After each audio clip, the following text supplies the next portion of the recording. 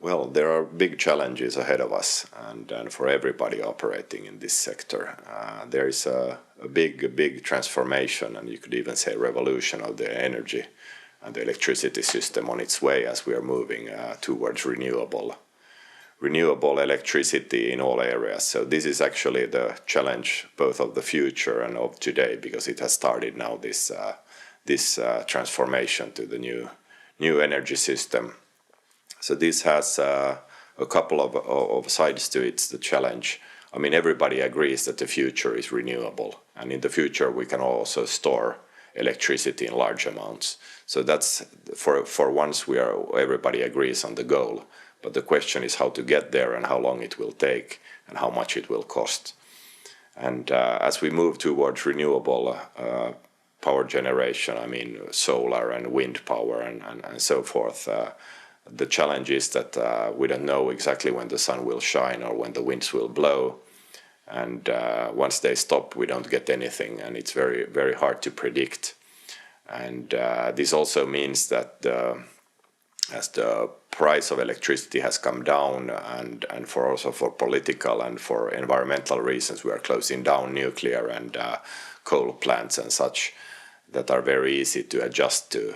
When you need more electricity, you just, generate more, and when you need less, you generate less. But when the wind blows, it just gives you the amount it gives you. So it's very harder to adjust. So at the same time, when we get lots and lots more renewables, the traditional electricity production is closing down, and there's a mismatch here that it's going too fast. So actually the grid can't cope with these changes technically, because there will be too little rotating mass in the system. So the system can crash if we don't have enough adjustability in it. So that's a big challenge technically to manage this and to get better data and predictions of the renewables, to find ways of to store electricity in large amount. I mean, we have small batteries, but to have a battery big enough to power a whole city, for example, that will take still many years. So we are not there yet. So to maintain this technical reliability, this every millisecond production and consumption has to be in balance. And if the wind stops to blow or there's a cloud in front of the sun, then you don't get as much electricity as you need. So you have to have our power sources.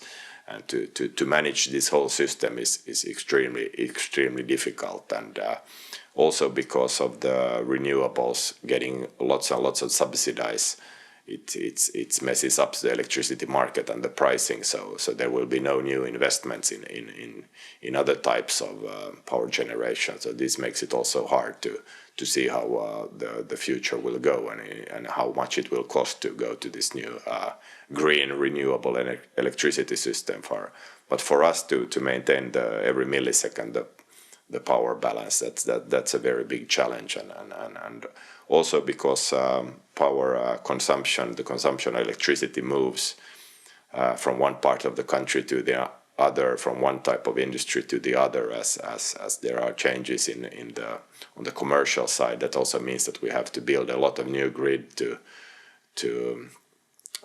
put the renewables on board, and there might be other parts of Finland, for example, where we don't need as much electricity so how to maintain this very large power grid in Finland, be in the right place at the right time, and so forth. That's a really big challenge. So it's both a challenge of the actual technical side and then the physical side of where the grid is and how to interact with the new, especially the new power producer from the renewable side. So at the same time also we have challenges with electricity markets, because there are lots of subsidies that spoil the price signals from the markets, and there are discussions about separate so-called markets with other types of subsidies for traditional power generation, and unless the market price is there and it works and it's reliable, it will be really hard to dispatch the electricity where it's most needed, because the price signals are the ones that decide who is producing and who is buying and where the electricity is dispatched. So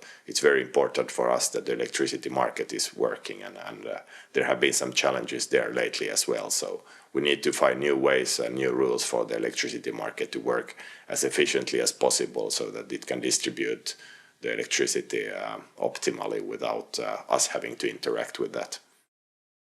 Yes, as we move towards more distributed energy production and consumption and storage and so forth, we really need to solve the storage issues about what types of batteries or something that we will have where we can store electricity. I mean, that is key. Actually, when we move towards distributed production and consumption, the grid is even more important than ever before because people have to be connected somehow in order to be able to sell, for example, the electricity they produce from their solar panels, or to get electricity during the night or the winter, unless they have big enough batteries and so forth. So there are many things there, and we need to have much smarter grids. And in Finland, we have these meters that are in every home that are looking at how much and how we use the electricity in the day-to-day life. But we need much more smart meters and smart grids that can move the distributed power, both the consumption and the production, very very smartly where it's needed and where the price is the best. So lots of digitalization also on that level in the homes and in the companies, and those have to be then at the end of the day interacting with the grid so that we can get the whole system to operate on the national level. Yes, cybersecurity is a very big issue nowadays with any type of organization and industry, of course, but especially when it comes to the national grid, it's a very big issues. And actually we get so-called knocks on the doors every week as we speak, always hackers or anybody trying to test our security, and as we get more and more digitalized, it becomes even a more important question.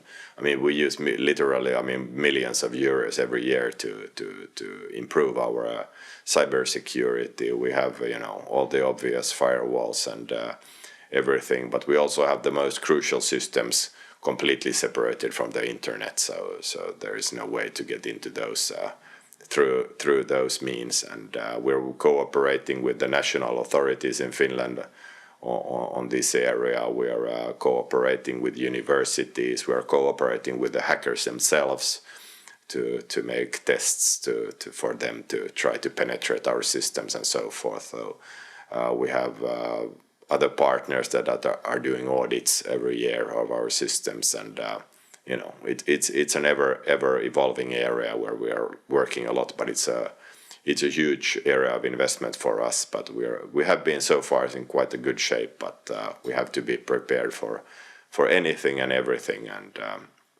but also it comes back to our people again, how well aware they are of these risks, and because obviously in these types of system the human being is the weakest link, so we have to also have a very good and tight culture on these issues, which we have had. So, but definitely also an interesting area, and while doing that, we can also learn from digitalization and new ideas. So also to help us in our work. The grids are actually all more or less, you could say, in our national are within one country and usually owned by one party. There are exceptions, but more or less when we talk about this high voltage grid. And at the same time, electricity markets are indeed international, so we are buying and selling electricity across the borders. And in Europe, we have now one algorithm that calculates a so-called system price, the average price for the European area.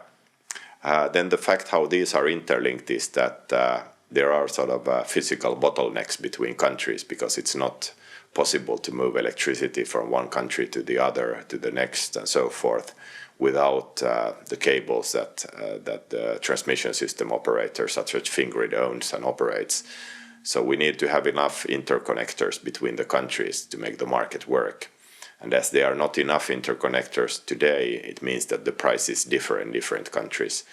In the Nordics, at the moment, we have one electricity exchange, Nord Pool, which calculates the Nordic price, both the system price, the average price, and then the country prices. And Fingrid is the one that gives the capacity of these interconnectors, the cables between the countries to Nord Pool, and tells how much capacity there is to sell in the markets. So that, for example, Swedish producers can send to Finnish consumers and vice versa, even if the prices are a bit different between the countries. So it's an interesting mix, the electricity markets, between international pricing and bidding and buying and selling, but also these national grids that need to cooperate. So there is a close cooperation between the transmission system operators, so Fingrid-like companies, to maintain this European grid also. And now I'm talking about the interconnectors between the countries and optimizing their capacity so that we could give as much capacity as possible for the markets, for the normal buying and selling, and not keep so much to ensure the security of supply of electricity. So for reliability reasons, it would be better not to give the capacity to the markets, but to keep it just in case for a fault or something like that. So, but we give most of the capacity to the markets, but we need to have international cooperation within EU between the countries, so that we have common rules of how the markets work and how we share this capacity. Because otherwise, we will have lots of bottlenecks, and we will have only local electricity markets, which means for everybody a higher price, which is not good. So we need the international market, but we need to copy with the physical restraints of the actual grids and have common rules of how to share those capacities and work together. And that is done both on the EU level, and we are working on the Nordic level. Historically, we did a lot of Nordic cooperation. So the Nordics were the first electricity market in the world and has been the best one, but now we need more cooperation to tackle these new challenges of the future. So a lot of cooperation internationally is needed, and with people who understand both the security of supply questions regarding the reliability and understand that we need the markets to keep the electricity price on an optimal level. Otherwise, everything will become really, really expensive. Yes, Fingrid has an application that you can download on your mobile phone. That we actually have two applications. The first one is showing the actual real-time situation of the grid. So how much imports and exports we have at a certain moment to and from Finland. What are the types of producers that are active? So how much is the consumption overall in Finland at the time? And how is that generated from which type of sources? So that's very interesting. You can follow the big picture from that application. There are also information about potential faults, which we don't have very often. Actually, last year we only have on average 2 minutes of downtime on our connection points. So you can, from this app, you can see the overall situation of the power grid in Finland, which is really interesting. Then we have another application where you can see the Finnish electricity price, and you can put also alarms, for example, whether the price for tomorrow is extremely cheap or extremely expensive and so forth. So you can in theory use that to optimize your own electricity consumption at your home as the market price is the next day's electricity today. So you can from the app you can get the information of the prices and you can start acting accordingly. So yeah, these are just small things that we want to do to activate the market and to activate the consumers to start thinking about these smart ways of utilizing electricity. And as the society gets more and more dependent on electricity, this becomes even more important in the future. So that's very, very, very interesting. And we have also actually, as the first transmission system operating company in the world, we have opened all the data from our grid for anyone to utilize, to build applications on, to do new business upon. So lots and lots of big data regarding the grid that we are putting out, not through these apps, but through our web pages. So we are thinking that we are a natural monopoly, and we shouldn't compete in the market. Our job is just to maintain the power balance and transmit the electricity. So we're giving the data for the others to build their business on as we're moving to these smart grids and renewable power system.